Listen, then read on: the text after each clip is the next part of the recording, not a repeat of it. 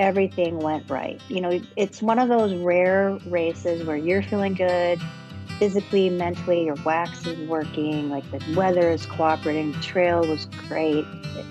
And I think I could probably say in my 40 plus years of ski racing, I might have had 2 or 3 of those. And that classic Birkie was definitely one. I just felt really good. And welcome to the Birch Legacies podcast. We are sharing stories celebrating the motivation, the perseverance, and the lifestyle choices necessary to reach the status of Birch Legger. That is, skiers who have completed 20 or more Birkies, Korte, or a combination of both. We would love to hear from Birch Leggers young and old who have a story to tell about what keeps them coming back year after year. Information about appearing on this podcast is in the podcast notes. Hi, folks, and welcome back to Birch Legacies. And I am honored to have with me a person who's got a unique record at the Birkebeiner. Kelly Skillicorn is here with me today, and we'll talk a lot about that, but welcome to the podcast, Kelly. Thank you. It's good to be here. Let's go ahead and just start a little bit, talk about yourself a little bit. I think it's great to have the context of, what is your career, and we'll talk about skiing in a little bit.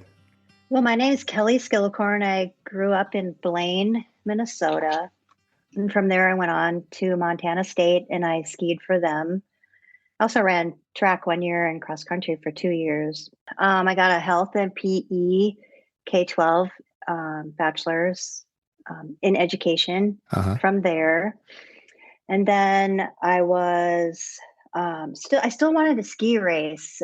So I kind of threw my hat in the ring for the next few years. I ended up moving to Fairbanks, Alaska, trained with John Estel, did a couple Olympic trials, that kind of thing. And while I was in Alaska, I got my master's degree at University of Alaska Fairbanks, and that was a master's in education in guidance and counseling. Once I quit skiing, well, I didn't really ever quit skiing because I'm still doing it, but competitive ski racing, at least on like the national level. I taught PE for 10 years, pretty much all levels, K through 12, different schools, different grade levels. And then the last 17 years of my career, I was a school counselor at a charter Montessori in Winona, Minnesota. Pretty much through that whole time, I coached cross-country running, Nordic skiing, and track. So I've pretty much taught and coached for about almost 30 years. And then I retired in 2022, and we moved to Marquette, Michigan in 2024. We were in Winona for probably 25 years, but the winters are not real wintry. Right. Yeah. It's a tough place to have snow. I know. We decided we wanted more winter, so we moved north. You got it. People moved south, but we did the opposite. So here we are in winter wonderland. Yeah, so that's great. Good to hear, kind of the background and just the fact that you've been in active things, even when you weren't involved in coaching, being a FIA teacher and all those kind of things. It's just an active lifestyle, I'm sure. So did you kind of mirror those things in your everyday life outside of training are you training like in all the different things, biking and running and such? Yeah, so the mountain biking in the summer complements the skiing in the winter, the hiking, the trail running, the canoeing, all that stuff is just stuff we like to do. Yeah. But it helps keep us in good shape for whatever we're going to do, either mountain biking in the summer or skiing in the winter. Yeah, thanks for that background. So when we think about, when people hear your name or if they know of you, you said your husband actually wrote the article that was in Silent Sports last spring, right? Last February. Yeah, and I read that and was just really impressed with it. And I think listeners strongly suggest you go find the Silent Sports February 25 issue, which I think was in everyone's hands at the Birkie last year. I think it wasn't kind of available, I believe, if you were walking around the Birkie Expo. Yeah, I think it came out right around then. Can't remember exactly what the time frame was, but yeah, it was a February issue, so it would have been out around then. Yeah.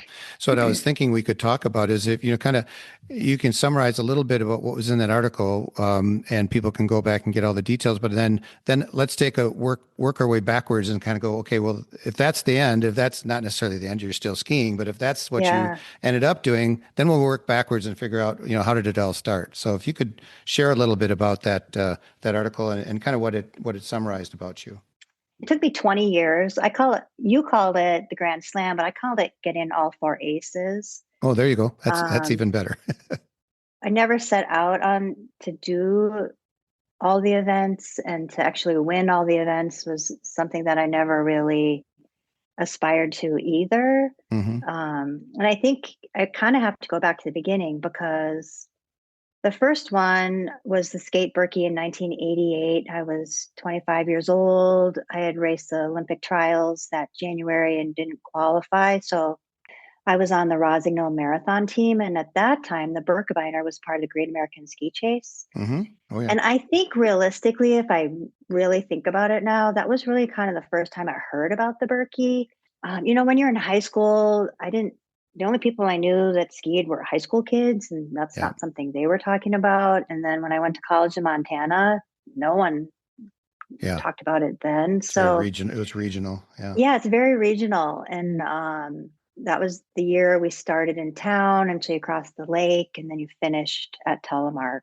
And at Yeah. that time, there were no women's starts. Everybody just started together, Yeah. and they alternated years. So the following year, then they went the opposite direction. They started Right. at Telemark and finished in town. So there's a little bit of history on what happens with the Birkie, along with my story as Hmm. well. So anyway, yep, part of the Great American Ski Chase. I was on the Rossignol team. I was in a pack of men. Had never skied the Birkie Trail. I had gone on a couple high school Christmas camps at Telemark, Yeah. but we would ski on the golf course and then kind of just World Cup trails right around the lodge. So Right. I'd never been on the whole trail. And I just remember thinking, like, man, this is hilly. And we had a north wind and it was cold. It was probably 0 or below. Yeah. So it was a cold day. And I caught up to Muffy Ritz, who was a 2-time winner, Right.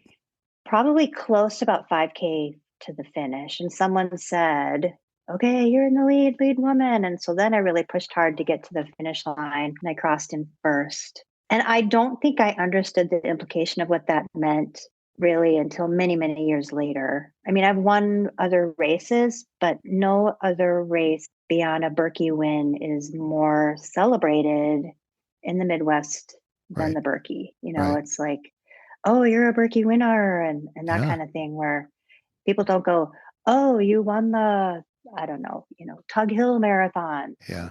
Oh yeah, I won that one too, but people don't Yeah. No, I mean, put that it's definitely same, something they I can don't, never take away. And for those of us, yeah, like myself and a lot of the people that are listening, just the idea, it's just awesome to think of someone who's the Berkey winner and what it must take to do that. And it sounds like you were kind of in a sweet spot of your career at that point. I mean, yes, for you're at the sure. prime condition. You were, on the cusp of being an Olympian at that time, and then you were able to kind of slum it with us. Yeah, yeah. Well, Muffy Ritz isn't slumming it. She was a terrific Oh, skier, yes, obviously. yes. So the next year, same thing. We did Great American Ski Chase with the Rossignol team. I got second that year. Betsy Youngman won, and she was an Olympian in Yeah, 1988. So no slouch there either. yeah. And then the next year, I think was then I think 1991 was the Korte skate, and I had qualified for World University Games, which were going to be held in Sapporo, Japan. So Okay. I didn't want to race the Birkie and then 2 days later hop on a flight. Yeah, that makes sense. So I did the Korte instead. Guess it was a pretty big snow event, and they started at Telemark and they ended at Double O. Okay. So I won that one. And then, like I said, 2 days later, hopped on a plane and went to Japan. And then there was a long break. Like, Hmm. I didn't come back and do the Birkie until I moved back to Minnesota in 1998, I believe, in the fall of 1998. So my next Birkie would have been 1999. Okay. So I skated the Birkie for a few years. And then in 2008? Is that when Ned created the classic I Birkie think that, Trail? yeah, that's what was in the notes that you shared with me. It looked like that's the day, the year. I mean, Yeah. And, people had classic the Birkie previously. oh It's yeah, just that there wasn't like a separate event where there were people that were like deemed winners. yeah, You raced the Birkie and they celebrated the skaters, but the classic skiers were just kind of in the race too. right, So right. in 2008, with the classic trail, they formed a new event. Yeah.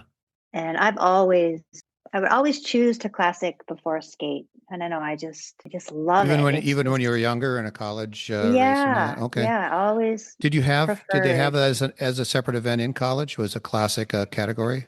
Well, skating didn't occur until probably Early 80s.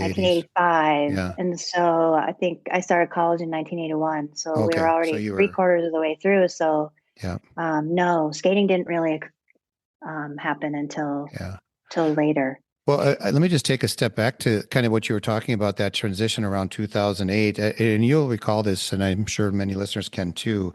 And I was a high school coach at the time, and there was a real kind of a pendulum swinging where, the people that loved classic felt kind of to be second class citizens, and it was Hmm. kind of there was a real strong interest in and a push. And I think the Birkie Foundation for a while was resisting it because the logistics were so hard to kind of give somebody Yeah. a fair shot at that race. And so it was kind of a big deal when, as you just described, the classic race got its own category and status that you and I both continue to enjoy at this point. Yeah, I think having that separate start really made it easier for the classic skiers to kind of get going down the trail until it merges at double O. It really gets strung out by then. And Yeah, so then when you do mix in with the skaters, it's not really a problem. right. It's way But if better. you would have had everybody starting together, yeah, it would be pretty challenging for Oh the yeah, and classic skiers. it's even with the best of intentions, the skaters have a hard time staying away from those tracks. Yeah, And yeah. early on in the race, it would have wiped them out almost entirely. For sure, for Yeah. sure. So that was really like, I think, instrumental in shaping the Birkie as it is today, Mm. adding that classic trail Yeah, for sure. absolutely. Yeah. And so, Yeah. so continuing that story, that was your first time doing the classic as a Birkie, and how did that one go? Oh, again, that one, Beyond Your Wildest Dreams, where you win it. I think when you talk about races that you remember, that was one in particular because everything went right. Hmm. It's one of those rare races where you're feeling good physically, mentally, your wax is working, like the weather is cooperating, the trail was great. And I think I could probably say in my 40 plus years of ski racing, I might have had two or three of those. And Hmm. that classic Birkie was definitely one. I just felt really good. And I remember coming down into Fish Hatchery and I passed Johnny Ingdahl, who Oh, was a very, yeah, I you know that know, name. Yeah. um, popular and very good skier too. And I was like, oh, well, he must be bonking. And then, I was like, or I'm doing Or, really good. yeah, Yeah. exactly. Well, isn't that cool? So, Yeah. yeah. So it's kind of funny how just one snapshot of a memory, like I Hmm. remember that passing him by and just keep on going. I was just like, I'm flying. Wow, that is awesome. Yeah. What a cool thing. Yeah. And again, even if you're not accomplished racer like yourself, the rest of us have those days too. We still have those perfect days. Yes. It might Yes. it might mean that I finished 600th instead of 1200th. Right. But it's Right. still for each of us, it's what it is for us. And so it's so cool to hear you say it, and you have that. I'm already just having just met you. I'm just impressed by you. Clearly love it. And you can tell you Yeah. really it sticks Yeah. with you, and the impressions that you have and the memories are sincerely just really warm feelings about the racing and what it's done for you. So that's a cool thing to hear in your voice. Yeah, I don't know. And it's not just the Berkey. It's like, for example, the Cayman is Yeah, Saturday and it's going to be cold. And we're like, okay, we're just going to get out and do it, yeah, you know? yeah. That's up in your neighborhood, right? Right. Yeah, Yes. yeah. It's up here in Marquette. Well, that's cool. So, and the other thing I'd like to point out, if you haven't been listening carefully, you won your first race in 1988, and you won Right. your next Birkie in 2008, 2008. 20 years Yeah. later, and that's another Right. aspect of your skiing career, the longevity and the long time that you stayed fit enough to be able to do those kind of things, and I'm sure you're still doing really well, almost 20 years after that, but anyway, that's amazing, really something. Let's just jump to the other. So you've also won the Classic Korte, and when did that happen? Well, then after I won three of them, then I was like, well, now I Well, kind of what the have heck? to Yeah. give it a shot, right? How Yeah. can I not? And we had done the Canadian, we call it the Canadian Birkie, but it's the Gatineau, Right. the weekend. So that race was on Sunday. And so we drove, so we had to drive back to Wisconsin. And I just don't do well racing back-to-back weekends. Okay. So 250Ks in a row would have been very challenging for me. So then I was like, well, why not do the Korte, do a classic, give it a shot, see if I can win that one. And it wasn't something like I didn't even tell Brad. Like I just said, I'm going to do the Korte. Yeah. You didn't tell But him that you were going and for it. right, in my mind, I'm like, I'm going to go for that thing. And Hmm. Annie Hart, who was the state champion the prior year, must have been might have been that year too. Anyway, she was one of the top ranked high school skiers at the time. Hmm. She had won the Korte the previous year, so I knew she was in the event. I kind of eyeballed her, and I got to the other side of the gate. And this is when the Korte and the Birkie still started together. So the Okay. Korte had yellow bibs, and the That's right. Birkie And had then you went off white on it. or whatever. Didn't you go off? You had a split there at Yeah, Timber Trail. Timber Trail and went left, Right. and then Birkie Hmm. people went right. Yeah.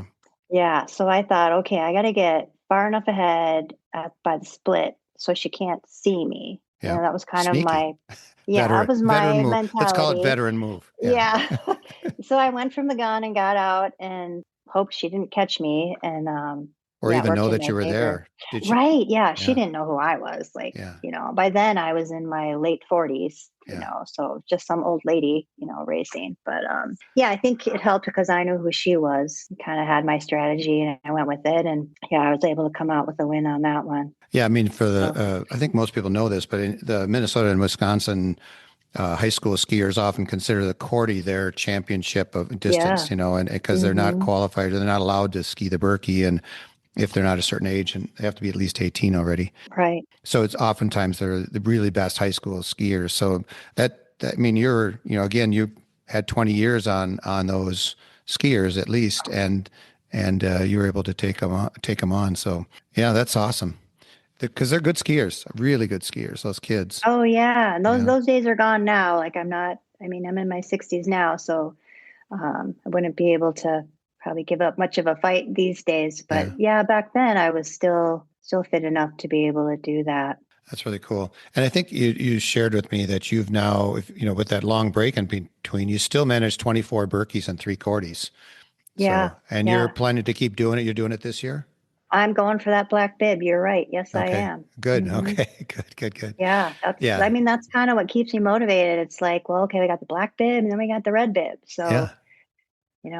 you just keep, and you think about it and it's like, wow, that's 25 years. This will be my 25th year, 25th time on that trail.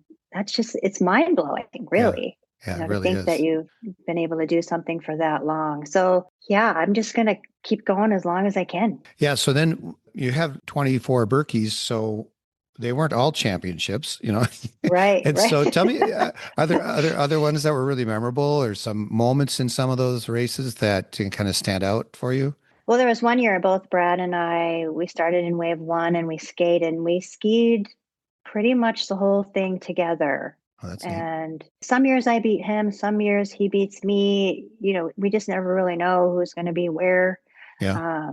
But that one was really fun. I don't remember how it ended up, but I think we pretty much skied together till the last 10K. And then one of us went. I can't remember who, but Okay. yeah, that was a good one. Do those make I quiet rides home from the race? If Oh no, because we always, sometimes we'll see each other out there. yeah. If we're in different waves, someone passes somebody, then it's like, "Hey, how's it going?" And then on the car ride home, it's like, "Well, what happened in your race?" Because Hmm. most of the time we're not skiing together. So Yeah. Oh, that's neat. there was one time I was skiing with Josie Nelson, and this was a classic race, and I can't remember exactly what the weather was like. I don't know if it was sunny and the snowflakes were just kind of drifting off the trees or if it was actually snow flurries. But she said something like, "Oh, it's like we're in a snow globe." And it exactly was. It was just Yeah. like perfect. It was calm. I don't think it was windy. I'm a kind of a chit chatty girl. Like, I don't mind talking on the trail. Yeah. So if you're by me and if I start talking, you want to talk, I'll talk back. Just helps the time go by, Yeah. and you just Yeah. learn things about people. And most people aren't really chit chatty though. So I'm a very, I'm very chit chatty in training time, and during the race I'll do a little talking, but I wouldn't describe it as chit chatty. But so that's neat that part of it is you probably have the energy to keep the lungs going enough to talk and ski. So that's some people yeah, are yeah, unable to do that. That's probably why. right. Yeah, Yeah. maybe I'm not going hard enough, I guess. Yeah. Well, we're going to give you a pass on that. You've done your part. That's Yeah. amazing. So now we were talking about a little bit about the preparation. Is there anything that you do, or any routines or things that you do in terms of prep year round, so that you are ready for your ski season? Well, when I was coaching, it's a little bit different because you're roller skiing with the kids and then you're skiing as well. And, that's all the winter.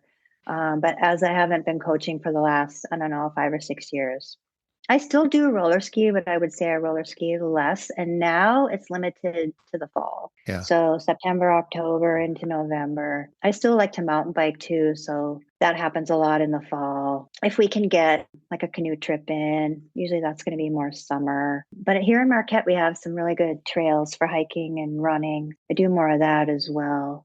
You do a So I little, think you for do some me, trail running? yeah, yeah. Okay. I think for me, it's just year-round activity. And Yeah. so, yeah, I take breaks pretty much after the ski season. I'll take a break before the spring. And then usually after the summer, I take another one going into the fall. And usually a break is a couple of weeks of just doing whatever or Hmm. nothing. And that kind of gets me refreshed and mentally ready for another season of competition, Hmm. few races here and there. Well, as you kind of said, your priorities have changed a little bit, and just, Mhm. kind of, we all have to give in to what our body's telling us we can do and what's good for Right. us. And you learn that Yeah. it evolves. One of the fun things for me is just always hearing kind of how you managed the day of or the week of the Birkie. Getting there, did you have places to stay, the gym floor or friends, or how did you manage that?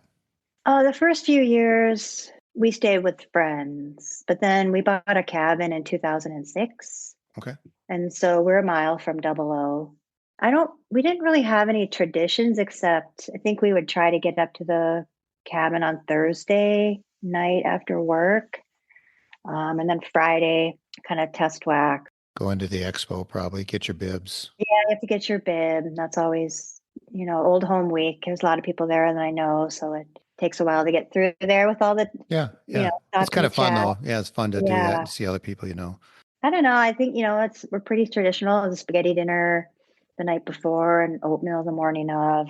And then I Uh, would say one of the traditions that we have, it's not anything that we do, but we have friends that do a broom ball party late afternoon, evening of the Birkie. So we usually go over there and you just think, oh, I'm just so exhausted. There's no way I can play broom ball. But once yeah. you get on the ice, it's just fun. Elbows out, or is it just? Yeah, yeah. You try not to fall.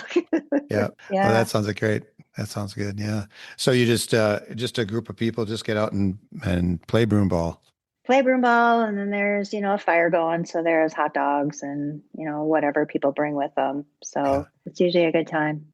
So one of the things that I love to hear from people is just in general the Birkie. You mentioned earlier that you were impressed by how the Birkie has kind of stayed with you, the Birkie win, and in general the experience. Given someone like yourself that is competed at the national level and in many, many races and over a long period of time. What is the Birkie and the Korte, in your case, both of them? What's that experience meant to you?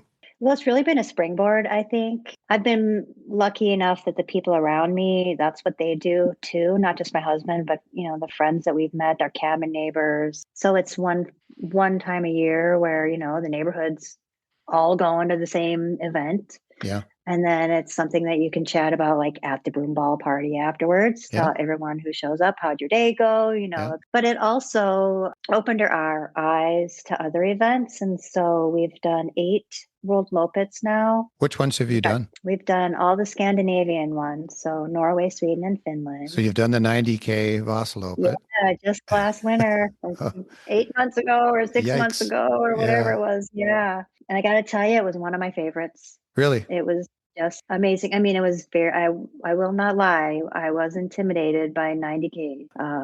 It's a lot of double pull, and I'm a strider. So Yeah. yeah, that was a little daunting, but the course was beautiful. Just the event, the town of Mora, unbelievable. So if people are interested in doing a World Lopit, I highly recommend.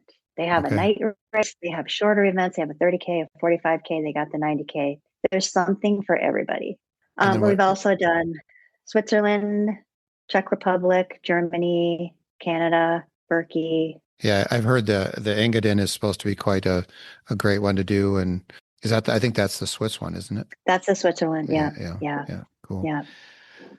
And then finally, one more thing for the people that are listening that are on their way to becoming birch leggers. What do you have to say for them? What do you, any advice? I guess I would just say, keep plugging away, like year after year. You don't have to be, things happen, right? Life happens. You're injured, you're sick, you just moved to didn't train Alaska. as much. Yeah, there's so many things that can occur. And if you have to miss a year, or like me, 9 or 10, it's still going to be there for you. And so it's just, if that next colored bib is what you're chasing, then you just gotta keep getting out there year after year and have fun. And you got to have fun while you're doing it too. Yeah, I mean, it's no point in doing it to to hurt To yourself. just get the bib, right? Yeah. I'm sick. I have to do it so I can get the bib. No. That's not a reason. But take that year off if you're sick, and then come back healthy next year. Yeah. Well, Kelly, thank you so much for being with me today and to talk about this. Your story is a unique one, and the 4 aces. That's what we're going to name this one, huh? Got the 4 aces. The 4 aces. Well, this is spectacular for me to be able to listen to you tell those stories about those days, and I look forward to seeing you. I'll be up there myself again this year, and I'll look for you. Now that I know what you look like, I will be look forward to sharing that. And again, thanks so much for being part of this chance for us to tell the stories to the birch leggers and those that want to be. Yeah, you're welcome. Thanks for having me. Thanks for listening. Please check out the podcast notes to see links to the Birch Leggings Club and the Birkie website. If you've skied a combination of 20 Birkies and or Kortes, I encourage you to join the Birch Leggings Club. If you'd like to tell your Birkie story, please contact me, John Peterson, at my email listed in the podcast notes or by filling out the guest application form linked there. Please subscribe to our program wherever you get your podcasts and leave a review. You can also text us directly from your phone or computer using the quick link in the notes to let us know how we are doing.